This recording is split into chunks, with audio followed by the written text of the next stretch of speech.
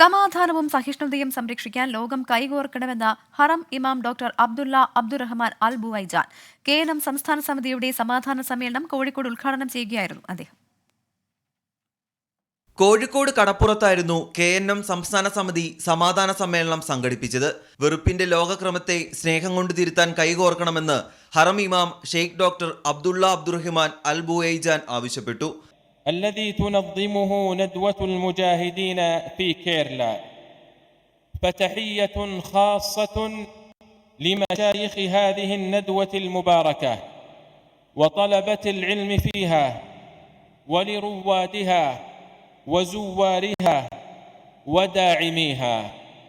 كتب الله أجركم وسدد خطاكم أيها الجمع المبارك. മന്ത്രി വി അബ്ദുറഹിമാനും സമ്മേളനത്തിന്റെ ഭാഗമായി. പഴയകാലത്ത് അറബി നാടുകളിൽ മലബാർ എന്നുള്ള രീതിയിലായിരുന്നു നമ്മളെ ഈ പ്രദേശമൊക്കെ തന്നെ അറിഞ്ഞിരുന്നത്. മദ്രാസ് സംസ്ഥാനത്തിന്റെ ഭാഗമായി നിലകൊണ്ടിരുന്ന കാലഘട്ടത്തിൽ മലബാർ എന്ന പേരിൽ മലബാരികൾ എന്നാണ് അന്ന് അറബികളൊക്കെ തന്നെ നമ്മൾ അറിഞ്ഞത്. സൗദി അറേബ്യ അടക്കമുള്ള രാജ്യങ്ങളിൽ ഏറെ കൂടുതൽ വ്യാപാര ബന്ധമുള്ള ഒരു നാടാണ് പ്രത്യേകിച്ച് ഈ കോഴിക്കോട്. അനവധി വെല്ലുവിളികൾ നേരിടുന്ന കാലഘട്ടത്തിലൂടെ ലോകം കടന്നു പോകുമ്പോൾ മദീന ഇമാമിന്റെ വാക്കുകൾ ഏറെ പ്രസക്തമാണെന്ന് PK കുഞ്ഞാലിക്കുട്ടി പറഞ്ഞു.